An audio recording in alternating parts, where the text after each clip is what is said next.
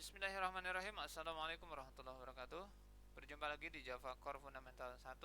Khususnya malam ini kita masuk di sesi ke-7, pembahasan seputar metode, array, dan juga date and time. Yuk kita mulai pembahasan kali ini dengan doa. Bismillahirrahmanirrahim. Rabbi shrah li sadri wa yassir li amri wahlul 'uqdatam min lisani yafqahu qawli. Baik, rekan-rekan sekalian, diharapkan untuk mendownload modul yang ada dan juga beserta file exercise yang ada, dan rekan-rekan diminta untuk melakukan pengerjaan dengan baik guna memaksimalkan pemahaman sekaligus juga mengasah skill programming rekan-rekan sekalian yang ada. Baik, kita langsung saja masuk ke materi. Silahkan dibuka slide-nya ya. Kita akan membahas tentang lanjutan dari konten sebelumnya ya. Ini tentang metode, kemudian disambung dengan array. Yang beberapa sesi lalu kita pernah menggunakan beberapa metode yang kita sertakan pada akses modifiernya ya. Dan di hari ini kita juga akan membahas tentang parameter yang ada pada metode tersebut. Lalu kemudian di array kita akan membahas beberapa penggunaan loop yang sering kita pergunakan ya, beserta nanti dengan date and time yang ada tambahan dari import statement. Oke, kita masuk dulu di bagian method. Masih ingat kan metode? Kali ini di metodenya kita akan bahas tentang parameternya. Apa itu? Khususnya pada metode kali ini. Coba lihat, public void input, ini adalah metodenya. Dan ada sebuah parameter, yaitu variable string nama. Nah, ini dia. Kalau kita perlihatkan string nama ini akan menjadi sebuah variable yang akan diproses nantinya hanya di dalam metode input itu saja. Jadi kalau sebelumnya kita punya public void memasak, kemudian ada parameter string nama masakan, berarti variable itu akan diproses di dalam function itu saja, di dalam metode itu saja, ya, di dalam blok itu saja. Oke. Dan bagaimana khususnya ketika metode tersebut sudah menyertakan variable tadi yang digunakan sebagai parameter, lalu bagaimana aksesnya? Tentu saja hanya dapat diakses pada metode itu saja atau local variable, method only ya. Dan ini juga digunakan ketika memang kita ingin memberikan kemudahan atau free up memory space. Karena garbage collector yang bekerja dalam RAM itu, yang membagi-bagikan processing RAM-nya lebih baik, itu akan mengosongkan variabel yang tadi sudah terpanggil dalam metode tersebut jika sudah selesai pemanggilannya. Jadi jangan heran kalau ada program yang berjalan dengan akses CPU yang tinggi ya, boleh jadi fungsinya banyak yang terpanggil lalu kemudian variabelnya belum di free up ya, belum dikosongkan. Jadi kalau di sini nanti dia akan free up memory dengan baik ya. Lalu kemarin kita juga membahas tentang akses modifier dengan beberapa pilihan public, private. Nah, oke, di sini kita akan terapkan dengan protected ataupun default ya. Akses modifier kemarin kita cuma pakai 1 dan 2 ya. Apa saja sih bedanya? Coba lihat di tabel berikut ini. Kita ingin memudahkan pembagian akses internal ataupun eksternal terhadap suatu kode itu. Contohnya kalau bisa kita lihat dari 4 modifier tadi, ternyata yang mengakses itu boleh jadi objek yang dari kelas yang sama, ataupun package yang sama, ataupun bahkan package yang berbeda. Bisa dilihat di depan, di tabel ini. Oke, jadi kalau private hanya di kelas itu saja, di kelas objek tersebut. Oke.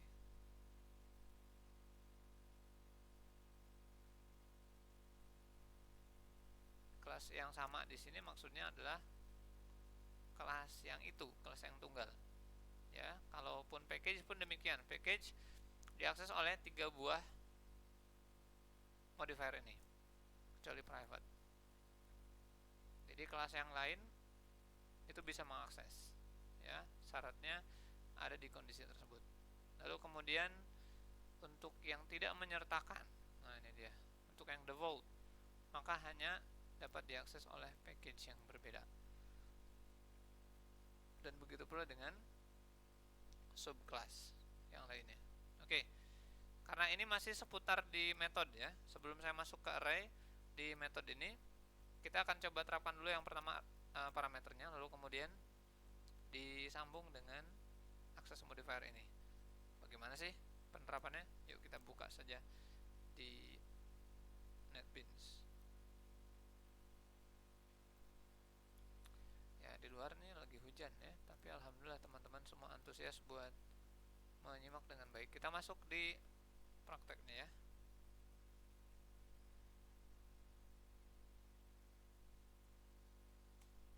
Kita buat sebuah kelas baru di package sesi 7. Saya sudah ada sesi 7-nya. Kita buat kelas baru bernama praktek method. Misalkan rekan-rekan semua punya nama.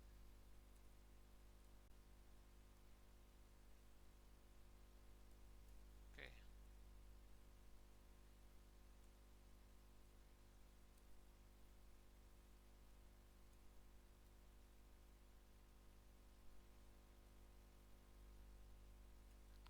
Misal kita punya sebuah metode ya.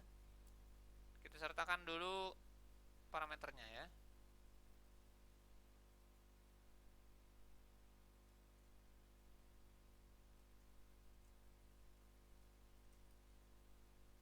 Baik. Misal di sini kita akan memproses, metode ini akan memproses jumlah populasi lalu diberikan status yang sesuai. Misalnya, contoh ya, parameternya masuk dulu di sini. Integer jumlah orang, int jumlah orang. Jika jumlah orang itu di atas dari 1000, maka kita nyatakan statusnya adalah padat. Status adalah sebuah variabel yang kita mau sertakan lokal di dalam. Nah, seperti ini. Status menjadi berubah jika jumlah orangnya di atas 1000. Lalu kita return status. Statement return ini di sesi ke-6 kita bahas membutuhkan atau memerlukan perubahan pada deklarasi metode itu sendiri. Awalnya void, ketika masuk statement return, maka void ini berubah menjadi objek yang variabel tersebut di return. Variabel apa? Variabel status. Status ini jenis data type-nya apa? String, maka void itu berubah menjadi string. Oke, bisa ya? Sekarang kita masukkan lagi. Kita masukkan lagi misalnya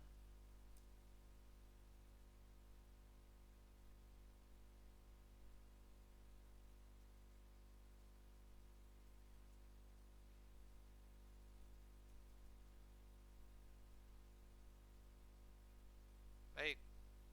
Sekarang kita cek misalnya, nah ini dia. Metode ini dipakai untuk memeriksa kotak yang sudah terisi. Coba kita lihat ya. Nama kotanya apa? Di atas kita rubah dulu. Ini ada nama kota Bandung dan populasi kota ya. Populasi kota.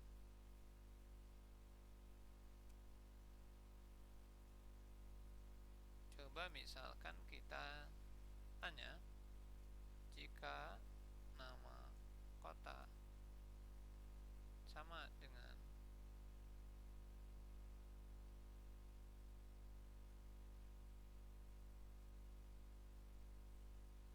baik, perhatikan kita punya dua buah variabel. Yang pertama variabel nama kota sebagai parameter di sini, dan yang satu lagi di atas nama kota ini bukan parameter, ini adalah variabel yang dimiliki oleh kelas. Untuk memeriksa dengan yang bawah, ini dua variabel yang berbeda. Kita asumsikan ini adalah nama kota baru, yang baru ya, jadi ini variabel kedua, nama kota yang tadi di atas. Kita bandingkan apakah nama kota yang baru itu sama dengan nama kota yang semula.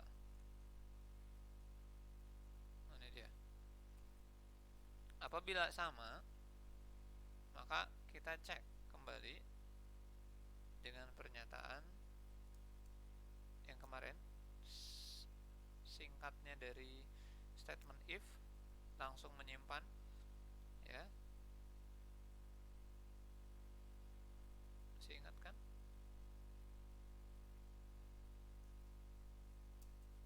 Jika populasi itu di atas, sebut saja di atas 0 ya.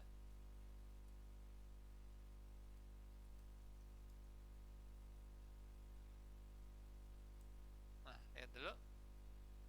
Kita akan menyimpan nilai apakah populasi itu di atas 0. Kalau iya, maka akan menyatakan true, dan kalau tidak akan tersimpan false ke dalam terisi. Apakah itu terisi?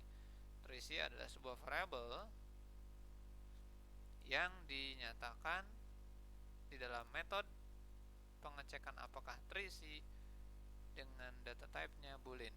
Maka kita return variabel tersebut. Oke, sekali lagi di sini kita lihat public void, dikarenakan dia menggunakan statement return terisi, return terhadap variabel terisi, maka void harus berubah menjadi data type-nya apa? Ya, rekan-rekan semua tahu? Boolean. Bisa ya? Ini bukan string ya, tapi boolean, sesuai dengan siapa yang dia return. Oke. Kita tes dulu contoh di bawahnya. Oke.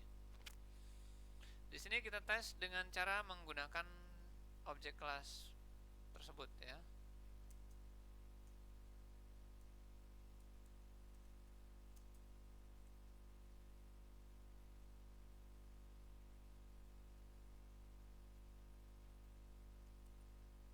Oke. Kita coba yang pertama.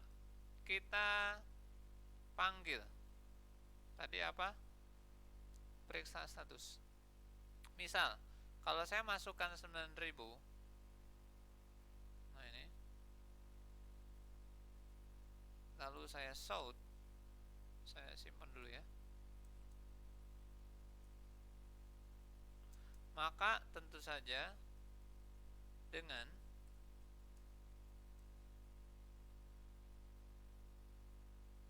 ribu ya, saya masukkan ke sini saja.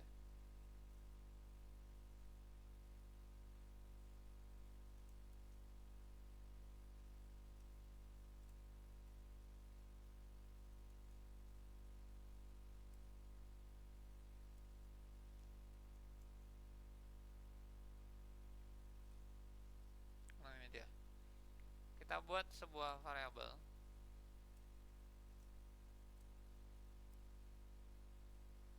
Nah, kalau ada yang seperti ini, coba lihat baik-baik, saya geser sedikit.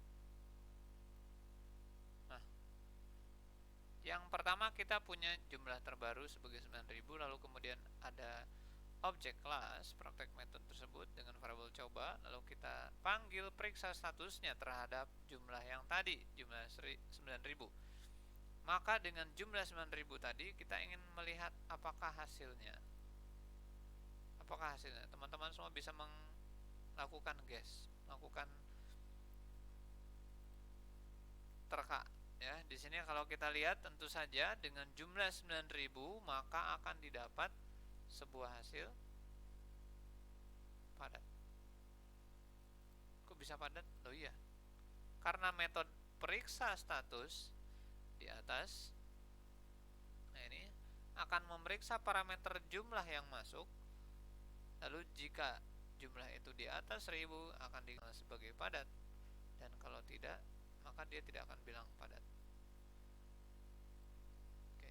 tulis dulu else-nya. Nah, ini contohnya. Jika di atas 1000 padat, kalau tidak ya dianggap normal. Maksudnya jika kurang dari 1000. Contohnya tadi kita coba dengan nilai 9000, kita masukkan dengan 900 misalnya. Tentu saja ini tidak akan dianggap padat karena sudah kurang dari statement if tadi. Lihat, jumlahnya sekarang 900 ternyata normal. Nah, ini dia. Jadi metode periksa status menerima sebuah parameter. Nah, ini parameternya yang sudah disorot ini, atau yang dideklarasikan di dalam metode tadi. Nah, ini dia. Kelihatan ya? Nih, hanya di sini ya. Gitu. Dan nanti misalnya kita ingin menyertakan parameter lain, boleh. Silahkan bubuhkan dengan koma, lalu kemudian nah ini boleh berkembang terus ke kanan koma dan seterusnya. Ya. Misalnya kita tulis ini.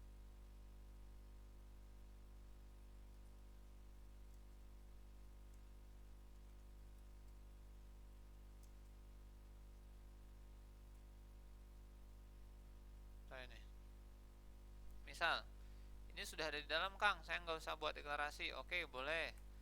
Ininya kita tulis saja di statement yang atas.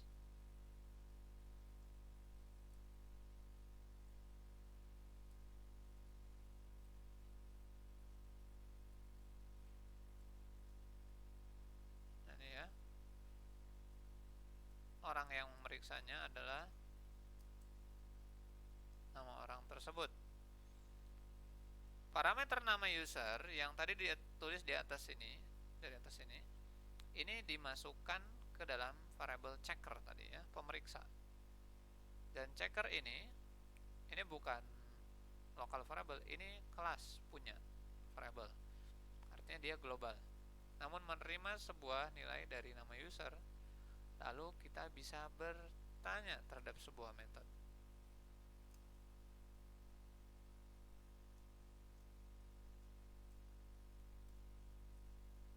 Nah, perhatikan baik-baik. Di sini awalnya public void.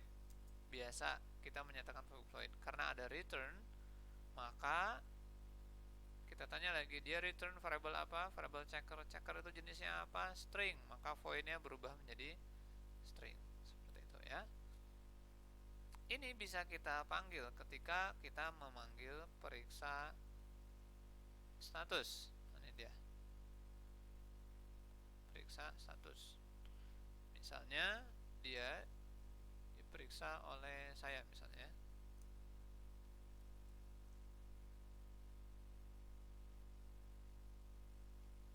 Oke. Maka nama ini akan masuk sebagai parameter kedua. Nah, ini dia. Dan otomatis jumlah tadi diperiksa dan nama user ini akan dipergunakan oleh checker, sehingga apabila ada yang bertanya di sini ya.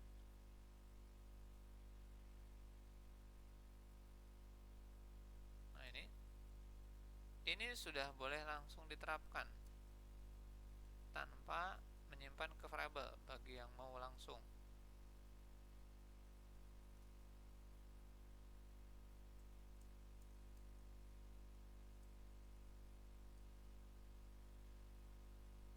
Nah, ini dia. Bisa dilihat ya. Diperiksa oleh, kemudian diperiksa namanya siapa, checkernya akan dia dapat. Oke, bisa ditangkap di sini. Parameternya sekarang nambah dengan user yang masuk di situ, dan ini akan masuk ke dalam yang tadi di atas sudah kita definisikan nama user ini. Dipakai oleh checker, disimpan oleh checker, dan checker nanti dipanggil ketika kita ingin melakukan output dengan metode yang baru diperiksa oleh checker. Nah, ini checked by diperiksa oleh. Perhatikan outputnya. Nah, jumlah 900 normal, checked by gemuruh. Kalau bagaimana itu tadi nilai Gumuruh bisa masuk ke periksa status ke sini, lalu kemudian bisa diakses kembali oleh metode berikutnya. Ini dengan menggunakan parameter yang di metode tadi. Oke ya. Kita akan lihat kasusnya yang lain nanti di dalam exercise. Diminta rekan-rekan mengerjakan dengan baik untuk mengasah skill di parameter ini. Kita masuk ke selanjutnya. Oke. Oke, sekarang modifiernya. Modifiernya kalau kita lihat di yang tadi, di sini ada public semua kita pakai ya. Public semua. Nah, kalau kita menggunakan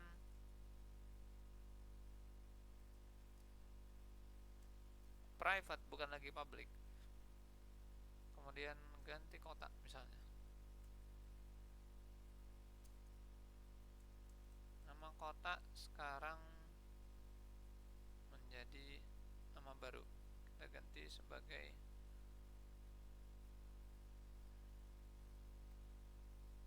contoh ya. Ini digunakan oleh access modifier private. Tentu saja tadi sesuai dengan notes yang ada, private itu boleh diakses dengan kelas yang sama di kelas tersebut. Artinya metode yang tadi ganti kota bisa dipanggil di sini.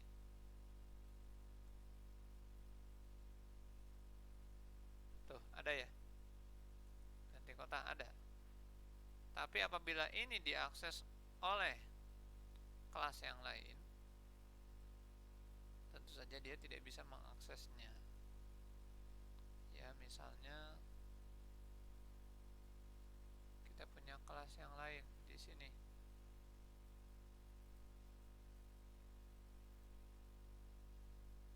Ini adalah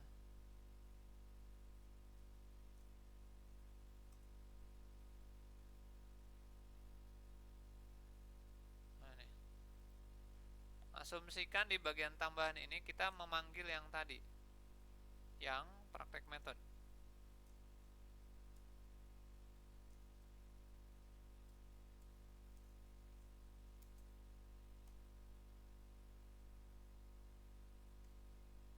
Oke. Lalu perhatikan di sini, saya masuk ke PSV dulu ya. Lupa tadi dimasukin. Baik, nah di sini kita panggil praktek method variable, coba lagi tadi, lalu coba ganti namanya. Oh, tidak ada. Tapi kalau saya diperiksa olehnya ada. Tanya dia. Kok bisa ada yang atas, tapi yang bawah nggak ada? Yang ini ganti kota tidak dapat dilakukan oleh kelas praktek tambahan karena metode ganti kota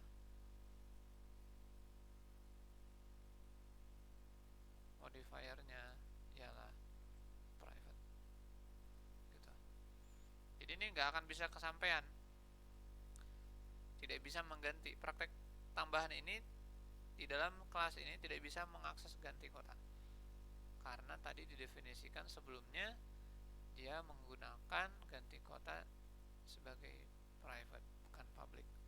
Tapi di sini kok jalan di kelas ini, kelas yang pertama, kelas pertama praktek method menggunakan private dan memang diakses oleh dirinya, oleh kelas itu sendiri, kelas yang sama itu sendiri.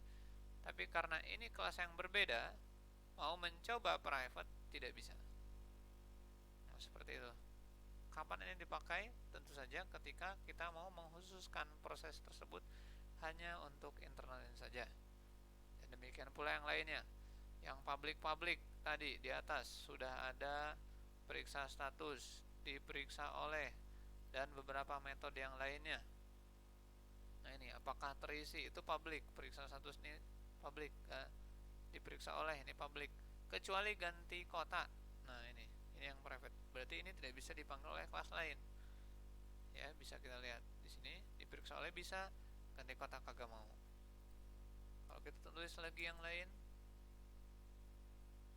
periksa status, ada tuh, periksa status, ya kan? Namanya siapa misalnya?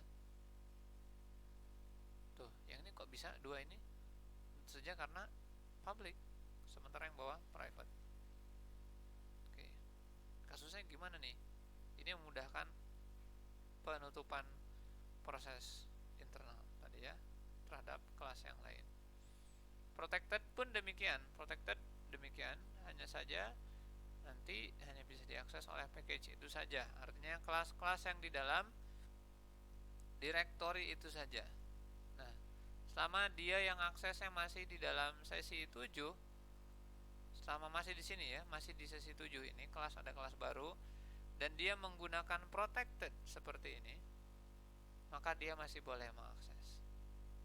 Ya, tapi kalau diakses oleh package berbeda, tidak mau dia. Contohnya tadi di sini misalnya ada kelas yang lain, kelas di sesi 6. Nah, ini. Di sini sesi 6 nih. Kelas apa namanya? Praktek operator. Lalu dia membuat sebuah objek tadi, mengakses praktek metode dari sesi 7 dan mau mengakses ganti kotak. Bisa nggak dia? Karena beda package? Jawabannya tidak bisa ya. Kan package-nya beda. Jadi kalau protected access modifier-nya, dia tidak bisa memanggil function method tersebut. Oke. Nah, ini dia. Adapun default ya bisa semua ya kalau tidak menggunakan. Oke. Tolong kerjakan exercise-nya, di sana ada tentang latihan tersebut. Oke. Saya masuk ke array. Array di struktur data yang terurut ini bukan dipijat ya, tapi tersusun dengan indeks 0 sampai dengan panjangnya berapa tadi. Dan sering diakses dengan menggunakan looping ya. Contohnya di sini ada sebuah array yang isinya 2 value string. Kalau kita loop dengan nilai indeks 0 itu, lalu kemudian dilanjutkan dengan plus naik dan dibatasi dengan panjang dari nama tersebut ada 2, maka dia akan mencetak output tersebut. Ini yang dipakai pada latihan exercise yang awal sekali kita menggunakan jalan ke pasar, mobil brem dan seterusnya. Kalau rekan-rekan mengerjakan ya, ini akan ketemu. Dan nomor indeks ini tidak bisa dihindari. Artinya rekan-rekan harus mengenal betul bahwasanya array tersebut nanti diaksesnya dengan square bracket tanda kotak itu, lalu kemudian nomornya di X tersebut. Ya. Kalau tidak mau menggunakan nomor indeks, maka gunakan alternatif loop. Nah, ini. Bagaimana? Di bawah itu kita menggunakan for, lalu kemudian jenis daripada array tadi. Array tadi jenisnya string, berarti kita tulis string variabel baru sebagai penyimpannya, dan itulah yang diakses. Ini outputnya sama seperti yang pertama, ya sama saja. Yang ini sama seperti yang pertama, cuma bedanya yang ini tidak menggunakan nomor indeks. Ya, ada nggak X di sini? Nggak ada kan? Nggak ada X, berarti dia bisa memanggil nama orang ke satu, orang kedua hanya dengan looping yang tidak menggunakan indeks seperti ini. Atau kita sering menyebut for each juga boleh ya. Oke. Saya masuk ke konten selanjutnya tentang import. Import statement dipergunakan sebagai referensi objek. Ya. Ketika kita mau pakai kelas yang lain. Contohnya habis ini kita praktekin ya. Ini ketika deklarasinya ataupun metodenya mau diakses oleh kelas yang lain namun tidak ada ya, yang sering kita pakai alt enter, nanti ada juga di date and time ya. Contohnya misal lihat dulu di sini. Sini kita ada di sesi keberapa nih? Sesi ke-7 kan. Saya matikan dulu yang tadi ganti kota. Perhatikan rekan-rekan semua, kita ada di sesi 7. Nih, sesi 7. Kalau saya mau mengakses file kelas dari sesi yang berbeda, package berbeda. Ini ada di sesi 6, praktek operator. Jadi dua buah file ini ya. Nah, ini dua buah file ini. Yang satu ini adalah kelas praktek metode milik sesi 7, dan satunya lagi adalah praktek operator milik package sesi 6. Karena dua-duanya merupakan kelas yang berbeda di package yang berbeda atau di direktori yang berbeda, kalau ada yang mau memanggil mereka salah satunya, maka harus menggunakan import statement. Contohnya di sini, saya masuk di praktek metode. Ini praktek metode kan ini. Dan saya mau manggil praktek operator tadi.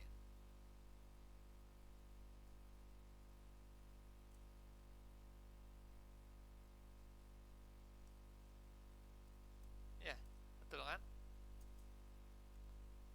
Praktek operator ini datang dari sesi 6.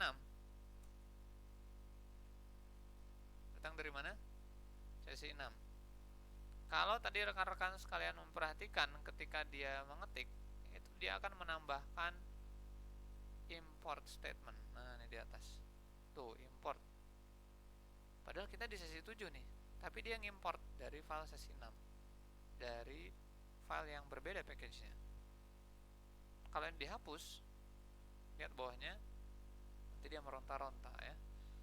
Dia tidak kenal karena tidak terhubung atau tidak terreferensikan.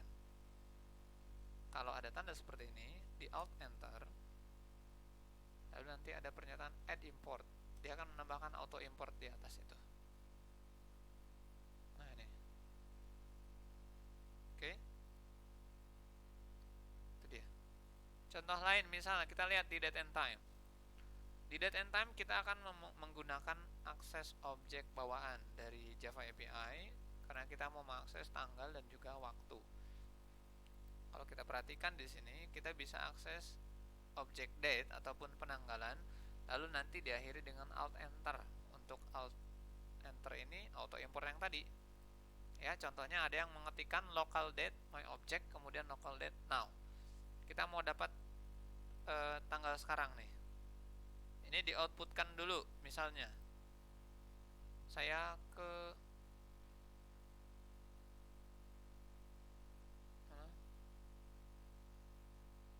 kelas yang baru, maaf, di sesi 7, package sesi 7, kelas yang baru.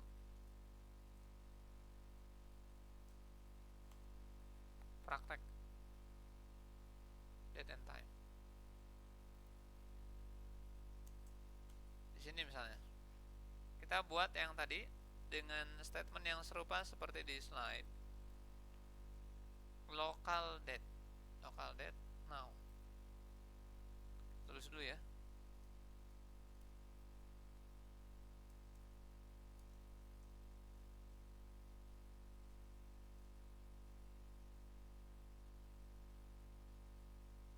Nah ini dia.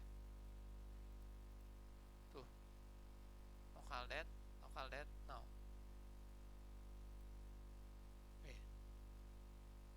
Typo. Nah, ini dia. Nah kalau kita lihat ada tanda merah ini, berarti dia minta referensi karena dia tidak kenal. Kita Alt Enter, ada pernyataan add import, auto import, dia masuk. Oke, coba kita outputkan dulu.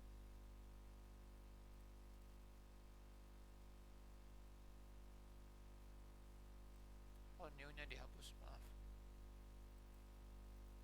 Oke, kita outputkan dulu langsung. Oke. Kalau kita lihat di sini, ini dia menggunakan objek kelas luar. Artinya kelas yang tidak ada di sini, sehingga harus diimpor dari JDK java.time.localDate. Bisa kita lihat di sini ya, dia langsung meng-create atau memanggil, nah ini dia, metode bernama now. Metode now ini nanti mereturn atau menghasilkan local date. seperti yang sebelumnya. Praktek metode dot diperiksa oleh akan menghasilkan string, nanti kesimpan string. Nah, ini juga gitu. Local date dot now akan menghasilkan local date. Outputnya tentu saja tanggal. Kan ini lagi ngomongin tanggal ya. Tanggal format komputer, format mesin. Tahun dulu. Begitu pula auto import yang kita dapat itu hanya ada di atas java time.localDate. Lalu kalau time, waktu mirip seperti sebelumnya, cuma berubah jadi local time. Nah, itu dia. Auto importnya ada juga, otomatis dapat java time.localTime. Alt enter aja. Ini semua langsung dapat jawabannya. Jadi rekan-rekan semua tinggal dapat waktu. Kalau nanti mau di rilis per sekian menit pakai timer, jangan khawatir ya, nanti dibahas. Ataupun yang mau menggunakan format yang khusus dengan menggunakan datetime formatter object. Kalau kita perhatikan ini yang tadi local date ataupun local time, cuma sekarang berubah atau ditambahin, bergabung mereka semua ya, dua-duanya. Lalu datetime formatter dengan menggunakan pola, misalnya kita pakai pola day dulu, month, baru year, per tahun, lalu jam, H ataupun H itu adalah hour, M itu adalah minute, M yang kecil, lalu S itu adalah second ya. Ini bisa kita ambil outputnya sebagai format, dibentuk data yang tadi dengan pola yang ada. Kita pakai ini misalnya, kita pakai dulu di yang tadi. Nah, ini dia. Misalnya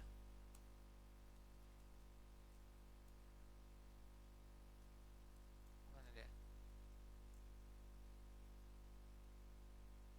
Kita akses now misalnya.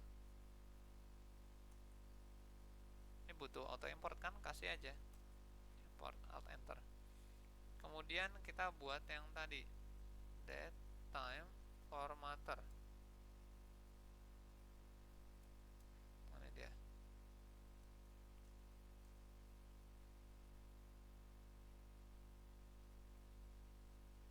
Of pattern. Nah, masukkan di sini. Misal rekan-rekan cuma butuh jamnya misalnya, misal ya. Nah, ini. Maka nanti dari yang di atas objek baru itu tinggal diformat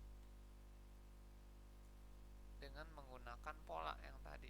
Ini udah, kalau di output ini dapat jamnya.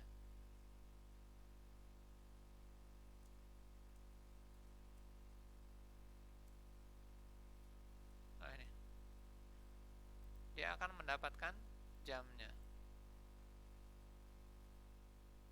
Lihat outputnya. Sekarang tuh jam 20.51. Ini waktu sekarang saya lagi recording. Oke. Dan kalau ini diganti polanya, saya mau pola tanggal aja deh. Nah, dia kita sebut sekarang itu apa, dia dapat dua-duanya, tanggal, bulan, tahun, dan juga waktunya. Nah, ini dia dengan formatter.